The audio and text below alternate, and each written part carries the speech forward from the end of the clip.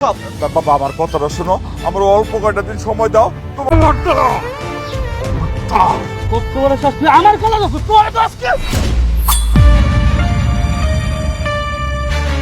আসসালামু আলাইকুম বন্ধুরা, নাটক পাগল রিভিউ চ্যানেলে আপনাদের সবাইকে স্বাগতম।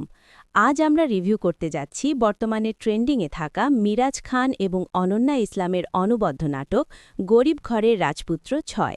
যারা ইমোশনাল এবং ফ্যামিলি ড্রামা পছন্দ করেন, আজকের ভিডিওটি তাদের জন্য স্পেশাল হতে যাচ্ছে। নাটকের শুরুতেই আমরা দেখি অনেকের করুণ দশা।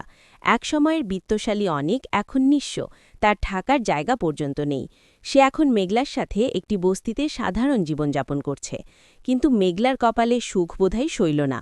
হঠাৎ করেই মেঘলার বাবার হাটে ৩টি ব্লক ধরা পড়ে এবং ডাক্তার জানান ইমিডিয়েটলি রিং পরাতে ৪ লক্ষ টাকা লাগবে।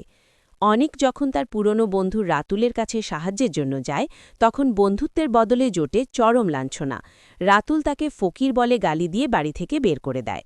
অন্যদিকে মেঘলার পরিবার তাদের শেষ সম্বল চায়ের দোকান এবং সামান্য সোনার গয়না বিক্রি করেও অপারেশনের টাকা জোগাড় করতে ব্যর্থ হয়। ঠিক এই সংকটময় মুহূর্তে অনিকের সামনে আসে এক অভাবনীয় প্রস্তাব।